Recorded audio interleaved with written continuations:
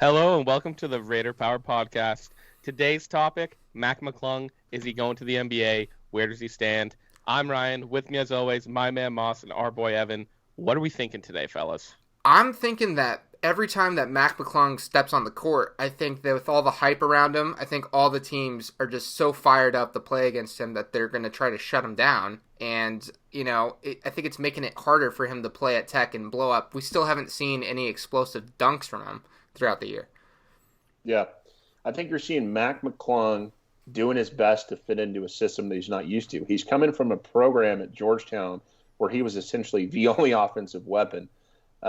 He was coming from a program where he had to do absolutely everything, right? And so you've seen that spill over at Tech, and that's where he struggles. When he puts it all on his shoulders and he tries to do too much, he kind of crumbles. But when he lets the game come to him, then and don't get me wrong, Mac is aggressive, okay? And there are times, I mean, look at Oklahoma. There's times in the game where you want the ball in his hands and you say, Mac, go do your thing. But those are certain times in the game, right? For the most part, Yeah. when he lets the game come to him, still being aggressive, that's when he really flourishes in this system. But no, I couldn't agree more that I think he has a target on his back right now. I think that because all the social media posts, Texas Tech's so good at putting those out too. I love it. And he's flashy, he's aggressive, like you're saying. At Georgetown, he put the team on his back. I think now people don't want to get showed up by Mac McClung. They don't want to be on a video of Mac McClung crossing him up and hitting a reverse layup. So I absolutely think that's making it harder for him. And he's also playing higher competition than he ever has in the Big 12. Do you think? Go ahead. Do you think that Mac gets drafted next year? I think Mac, I unfortunately do not think he will get drafted. I think he's going to have hopefully a great tournament run. And if he does, it's late second round. But I could see him doing undrafted free agent and being one of those guys that fucking grinds in the summer league and tries to earn his way onto a team's roster. I'm going to disagree a little bit. I think that Mac does get drafted. You saw him test the NBA waters after leaving Georgetown. You know, he talked with all the NBA scouts. He had every intention of going to the draft. You know, they kind of told him what to work on in order to get his draft stock improving. And I was looking at this the other day. I looked at a few mock drafts for this coming year, and they have Mac sitting around midway through the second round. I think that ideally, as a Tech fan, you'd like to see him stick around one more year. But in my mind, I'm pretty confident that whether it's at the end of this year or the following year, you're going to see Mac getting his name called draft night. What are you thinking, Chris? I'm so in between. I think it could be definitely true. I think it could be a later mid second round pick, or he can go first round if Tech makes a big run in March Madness, and we see a little bit of magic out of him. So here's where I line this, right? Like the reason I think if he gets drafted, it's really late second round, is right. He's like one of those college players. He's 6'1", 6'2".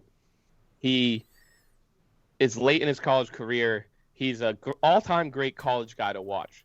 He's like think about like Cassius Winston last year. I was right? going to say that too.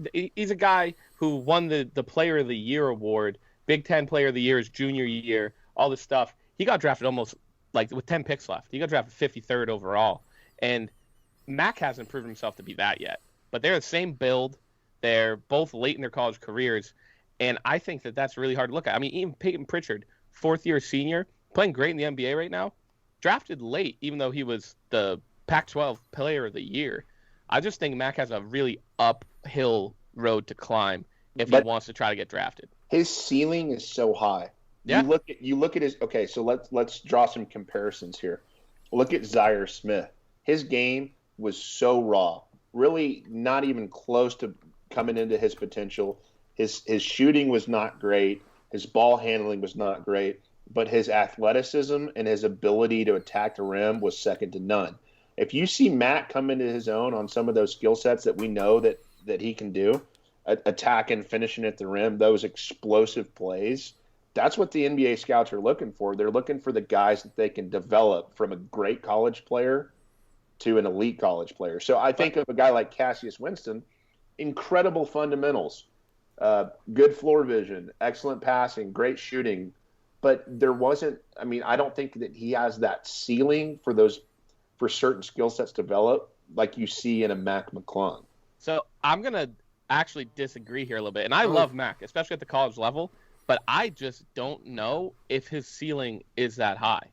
I mean, he is explosive. He's fun to watch, but he's already got the ball control. He's already kind of shown what he's going to do from a vision standpoint. And he's not a facilitator. He's a score-first guy, and he's 6'1", but he isn't a score-first guy like a Dame Lillard. You know, he's not a Steph Curry. I love watching him play, and I love him for Tech, but I just don't know if he's an NBA player. I mean, you think of some of these great college players that don't quite make it. Like, obviously, Chris Clemens is shorter. He's 5'9", short guy. But he was an all-time scorer in college. No one could shut him down. And he's in the NBA now. He's not really playing. He didn't get drafted.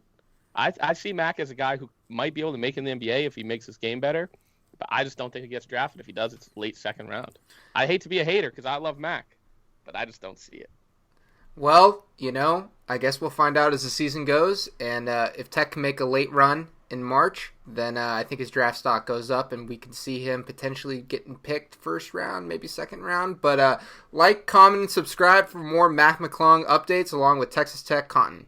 Thanks. Guns up. Guns up. Guns up.